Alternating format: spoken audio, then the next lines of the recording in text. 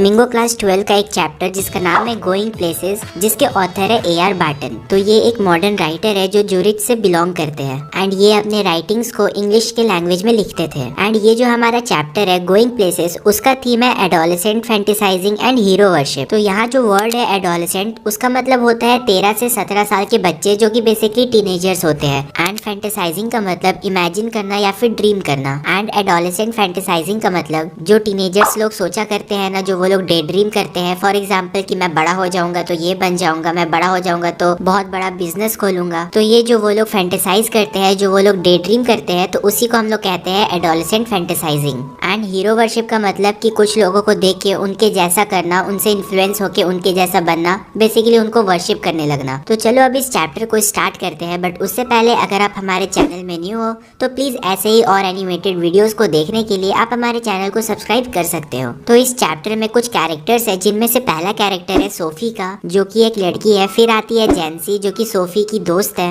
Geoff जो कि उसका बड़ा भाई है, डेरिक जो कि उसका छोटा भाई है, एंड डैनी केसी जो कि एक फेमस एरिश फुटबॉलर है। इसके अलावा कुछ ऐसे भी कैरेक्टर्स है जिनका यहाँ पर नाम डायरेक्टली मेंशन नहीं किया गया है, जैसे कि सोफी के मम्मी पापा का। तो चैप्टर के स्टार्टिंग में जो सोफी एंड जैंसी है, वो लोग दोनों अपने स्कूल से वापस आ रहे थे। एंड मीनवाइल सोफी जो है वो जैंसी से कहती है कि मैं बड़ी होके एक बुटीक को खोलूंगी। अब जिन लोगों को नहीं पता, स्पेशली बॉयज को, तो मैं उन्हें बता दूं, ये बुटीक एक जगह का नाम होता है जहाँ पर बहुत ही फैशनेबल क्लोथ्स मिलते हैं, ज्वेलरीज मिलते हैं, शूज मिलते हैं एंड वगैरह वगैरह। फिर जैंसी कहती है लेकिन इसके लिए तो बहुत सारे पैसे चाहिए। तो फिर सोफी कहती है कि हाँ तो मैं ढूंढ लूंगी पैसा। एंड देन फिर वो सड़क में बहुत दूर दूर तक देखने लग जाती है। जैंसी कहती है कि तुम्हें इतने सारे पैसे को इकट्ठा करने के लिए बहुत लंबा समय लगेगा, जिसपे सोफी कहती है कि ठीक है मैं मैनेजर बन जाऊंगी एंड फिर पैसे को इकट्ठा कर लूंगी। वो ये भी कहती है कि मैंने सब कुछ प्लान कर लिया है एंड मुझे पता है कि मेरा जो फ्यूचर है वो कैसा दिखने वाला है एंड कैसे मैं अपने प्लान्स को इम्प्लीमेंट करने वाली हूँ। फिर जैंसी कहती है कि अच्छा कोई भी तुमको मैनेजर ऐसे ही बना देगा। फिर सोफी उसका रिप्लाई करती है, वो कहती है कि वो बिल्कुल मैरी क्वेंट जैसा बन जाएगी, जो कि उस टाइम की बहुत फेमस एक फैशन डिजाइनर है। सोफी बहुत ज्यादा नेचुरल डिजाइनिंग करेगी एंड उसका जो शॉप होगा वो पूरे सिटी में सबसे अमेजिंग, सबसे अच्छा शॉप होगा। तो यहाँ पर हम देख सकते हैं कि जो सोफी है ना, वो बहुत ज्यादा सपने देखती है, मीन्स वो बहुत ज्यादा डे ड्रीम करती है। वहीं पे जो जैंसी है ना, वो बहुत ही ज्यादा प्रैक्टिकल काइंड की लड़की है। एंड जैंसी को पता है कि एट द एंड उनको बिस्किट के फैक्ट्री में ही काम करना है, क्योंकि उनका इकोनॉमिक कंडीशन बहुत ही ज्यादा खराब है। एंड वो लोग जिस कंडीशन में रह रहे हैं, वो जिस सिचुएशन में रह रहे हैं, उनकी जो कैपेबिलिटीज है वो सिर्फ उसी लेवल तक है।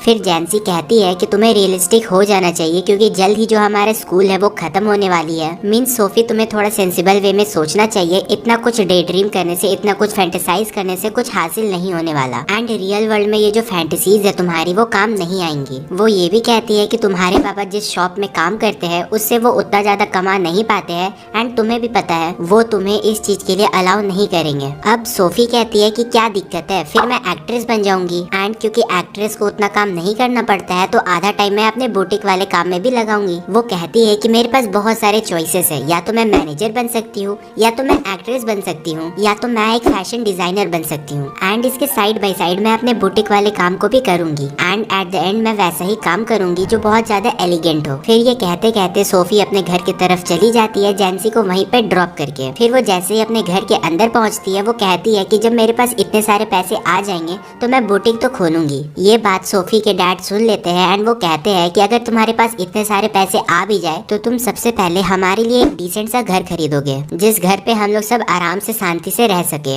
इसके बाद सोफी के फादर शेफर्ड्स पाई को खाते हुए थैंक यू भी बोलते हैं। एंड वो बहुत ज्यादा काम करके घर आए थे तो उनका जो फेस था वो बहुत ही ज्यादा स्वेटी एंड डर्टी था। इसके बाद जो सोफी का छोटा भाई है डेरिक, वो वहाँ पे कहता है कि इसे लगता है कि पैसा पेड़ पे उगते हैं। फिर सोफी अपने मदर की तरफ देखती है तो उनकी जो मदर है वो काम कर रही थी, बेसिकली वो बर्तन धो रही थी। एंड वो देखती है कि उनकी मदर ने जो एप्रन पहन रखा है उसका जो नॉट है वो कितना गंदा है एंड वो काफी अजीब तरीके से बंधा हुआ भी था। फिर सोफी विंडो की तरफ देखकर कहती है कि शाम हो चुका है एंड उनके घर में जो खाना बन रहा था ना, उससे बहुत ज्यादा वेपर निकल रहा था, बहुत ज्यादा धुआं निकल रहा था। एंड उसके वजह से उनके डैड को काफी मुश्किल हो रहा था सांस लेने में, क्योंकि उनका जो रूम था वो काफी छोटा था एंड वो पूरा भर चुका था गैस से। इसके बाद वो अपने फादर को देखती है जो कि उनके लेफ्ट में थे। वो ये देखती है कि उनके फादर के बगल में बहुत सारे सारे ऐसे यूटेंसिल्स है, बहुत सारे ऐसे बर्तन है जो कि काफी गंदे हैं एंड इन्हीं सब चीजों के कारण सोफी को वहाँ पे बहुत अनकंफर्टेबल फील होता है। फिर वो चली जाती है अपने दूसरे रूम में अपने बड़े भाई जियोफ को ढूंढने के लिए। तो उसके जो बड़े भाई थे ना, वो दूसरे रूम में बैठ के अपने मोटरसाइकिल को रिपेयर कर रहे थे। जियोफ को स्कूल से पास हुए 3 साल हो चुके थे एंड अब वो एक अप्रेंटिस मैकेनिक है, मतलब कि एक सीनियर मैकेनिक के अंदर वो काम करते हैं एंड वो डेली काम करने के लिए सिटी के एकदम अपोजिट साइड में, मतलब कि अपने घर से बहुत दूर जाते हैं। जिससे हमें ये पता चलता है कि उसके जो बड़े भाई है वो काफी ज्यादा ग्रोन अप है, वो काफी ज्यादा मैच्योर है। वो हमें बताती है कि उनके जो बड़े भाई है वो बहुत ही कम बोलते हैं, उनसे बुलवाना उतना ही मुश्किल है जितना अर्थ से मिनरल निकालना। वो अपने बड़े भाई के मैच्योरिटी से काफी ज्यादा जेलस भी फील करती थी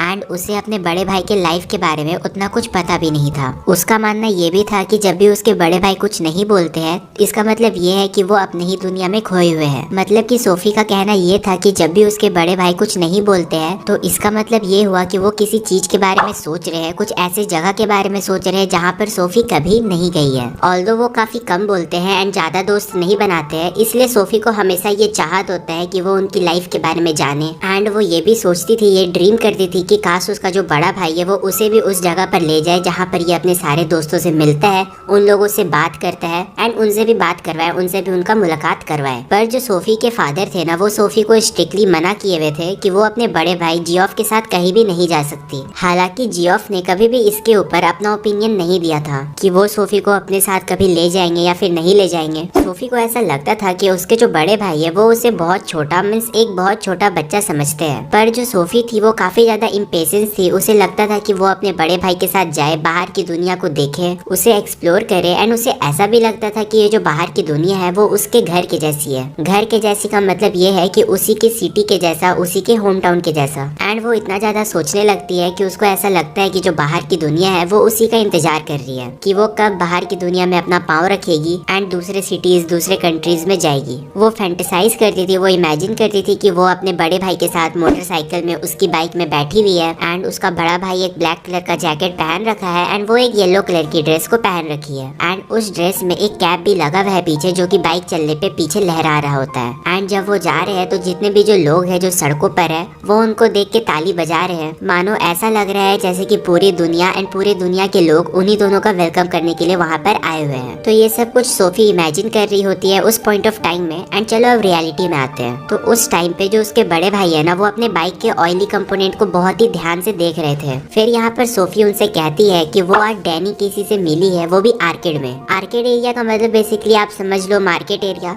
तो जो उसके भाई है वो रिप्लाई करते हैं कि तुम क्या कह रही हो, ये ऐसा हो ही नहीं सकता। फिर वो पूछते हैं कि अच्छा अगर ऐसा बात है तो क्या तुमने ये बात अपने पापा को बताया है? जिसपे सोफी अपना सर हिला करके कहती है कि नहीं, उसने नहीं बताया है। फिर वो थोड़ा सा डिसअपॉइंट हो जाती है एंड जियोफ से कहती है कि आपको नहीं पता कि मैं अपना सारा सीक्रेट जो भी होता है वो सबसे पहले आपको बताती हूँ। जिसपे जियोफ कहता है कि हाँ, लेकिन मुझे इस पे विश्वास नहीं है। फिर सोफी डिस्क्राइब करती है कि वो डैनी केसी से कैसे मिली। सोफी कहती है कि वो रोएस के विंडो से अंदर देख रही थी एंड तभी एक आदमी उसके बगल में आके खड़ा हो जाता है एंड वो आदमी और कोई नहीं बल्कि फेमस आयरिश फुटबॉलर डैनी केसी ही थे। फिर उसके बड़े भाई उससे पूछते हैं कि अच्छा अगर ऐसा बात है तो तुम मुझे बताओ कि डैनी केसी कैसे दिखते हैं।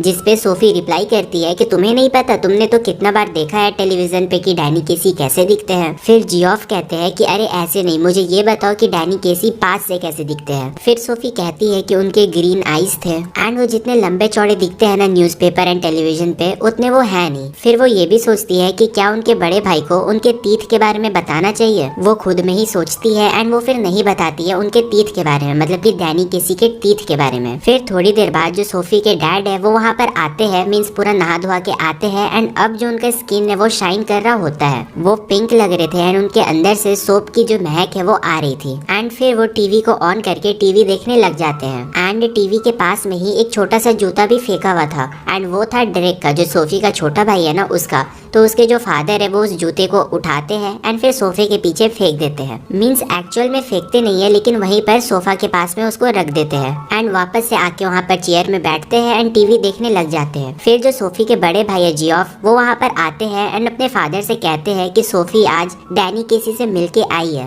एंड सोफी इस चीज को सुन के थोड़ा डगमगा जाती है। उनके फादर ये सुन के सोफी की तरफ मुड़ते हैं एंड बहुत अजीब सा रिएक्शन देते हैं। फिर जियोफ कहते हैं कि अरे ये सच्ची बात है। जिसपे उसके फादर रिप्लाई करते हैं कि वो एक आदमी को जानते हैं जो अपने टाइम में टॉम फीने से मिला है, जो कि एक बहुत फेमस आदमी था। फिर उसके बाद वो ये भी कहते हैं कि हाँ लेकिन ये बहुत पुरानी बात है। फिर जियोफ कहते हैं कि हाँ पापा, लेकिन ये बात आपने इससे पहले कई बार हमें बता चुका है। फिर उसके फादर कहते हैं कि हाँ, मेरा मतलब ये है कि जो केसी है ना, वो भी टॉम फीने जैसा एक दिन बड़ा और फेमस प्लेयर बन जाएगा। जिससे हमें ये पता चलता है कि ये जो टॉम फीने है एंड जो केसी है वो दोनों अपने अपने टाइम के बहुत फेमस एंड बड़े प्लेयर है। फिर जियोफ कहता है कि पापा आपको नहीं पता है, ये जो केसी है ना, ये टॉम फीने से भी ज्यादा फेमस एंड बड़ा प्लेयर है। फिर वो कहते हैं कि हाँ ये बात है, लेकिन वो बहुत ज्यादा यंग है, वो बहुत ज्यादा छोटा है उस टीम के लिए। वो ये भी कहते हैं कि जो केसी है ना, वो बहुत ज्यादा ओवर कॉन्फिडेंट है एंड उनका जो ध्यान है वो अपने टीममेट्स की तरफ रहता भी नहीं है। ऑब्वियसली केसी बहुत अच्छा प्लेयर बनेगा, लेकिन अभी तो नहीं। मीन्स देख रहे हो कैसे यहाँ पर बात डाइवर्ट हो गया है। पहले हम लोग कहाँ बात कर रहे थे कि जो सोफी है वो डैनी केसी से मिलके आई है, लेकिन अब यहाँ पर बात हो रहा है कि कौन ज्यादा बेटर प्लेयर है, टॉम फीने या फिर डैनी केसी। फिर इसके बाद जियोफ कहते हैं कि वो बहुत अच्छे प्लेयर है, वो अपने टीम में भी बहुत अच्छा कर रहे हैं एंड आपको उनके बारे में सोचने की जरूरत नहीं है। फिर उसके फादर अगेन रिप्लाई करते हैं कि हाँ लेकिन वो बहुत छोटे हैं। फिर जियोफ कहते हैं कि मेरे से तो वो बड़े ही है। उसके फादर रिप्लाई करते हैं कि हाँ लेकिन फिर भी वो बहुत ज्यादा छोटा है नेशनल टीम में खेलने के लिए। जिसपे जियोफ कहता है कि वो कैपेबल है नेशनल टीम में खेलने के लिए, उसके पास वो एबिलिटी है, वो पोटेंशियल है, इसलिए वो अभी तक टीम में सरवाइव भी कर रहे हैं एंड उनकी स्किल्स काफी अच्छी है। अब यहाँ पर सोफी कहती है कि वो अभी हाल ही में एक शॉप भी खरीदने वाले हैं एंड फिर से उनके फादर उनके तरफ टर्न करते हैं एंड बहुत अजीब सा एक्सप्रेशन देते हैं।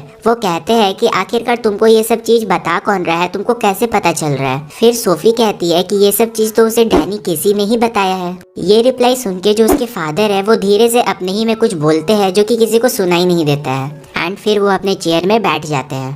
फिर वो कहते हैं कि सोफी क्या ये वही इमेजिनेबल स्टोरी है जो तुम हमेशा सोचा करते हो या फिर तुम हमेशा सोचते रहते हो। जिसपे जियोफ कहते हैं कि सोफी डैनी केसी से आर्केड में मिली थी। फिर इस चीज के बाद जो उसके फादर है वो कहते हैं कि तुम एक दिन इसी चीज के कारण अपने आप को बहुत ही बड़े मुसीबत में फंसा लोगे। अगर तुम ऐसे ही अजीब अजीब झूठी कहानी बनाते रहोगे तो एक न एक दिन तुम प्रॉब्लम में फंसने ही वाले हो। जिसपे सोफी कहती है कि जियोफ नोस कि इट्स ट्रू, मतलब कि मेरे बड़े भाई जियोफ को पता है कि ये बिल्कुल सच्ची बात है ना जियोफ? मतलब कि वो अपने बड़े भाई से पूछती है कि है ना, ऐसी बात है ना? देन फिर उसके फादर कहते हैं कि ये जो जियोफ है ये बेसिकली एक्टिंग कर रहा है तुम्हारी बातों को, तुम्हारी बातों पे बिलीव करने का, क्योंकि तुम उसकी छोटी बहन हो, बट एक्चुअल में ये तुम्हारी झूठी बातों पर बिलीव नहीं करता है। एंड इस तरह से ये जो पूरा कन्वर्सेशन है जो ये लोग बात करते हैं वो यहाँ पर खत्म होता है। एंड अब क्योंकि ये वीडियो काफी ज्यादा लंबा हो चुका है तो आई थिंक कि मुझे इसका सेकंड पार्ट बनाना चाहिए, जिसका लिंक आपको डिस्क्रिप्शन बॉक्स में मिल जाएगा, जिसमें हम लोग पढ़ेंगे कि इस कन्वर्सेशन के एंड हो जाने के बाद इस चैप्टर में क्या होता है। एंड उस वीडियो में हम लोग पूरा एक्सप्लेनेशन कवर कर लेंगे, मीन्स चैप्टर एंड कर देंगे। तो यही था हमारा गोइंग प्लेसेस का पार्ट 1 का एक्सप्लेनेशन। तो उम्मीद है आपको ये एक्सप्लेनेशन पसंद आया होगा एंड अगर आया है तो प्लीज एक लाइक कर देना एंड हाँ, आप सब्सक्राइब भी कर सकते हो। तो मिलते हैं इसके अगले वाले पार्ट में, तब तक के लिए बाय बाय, टेक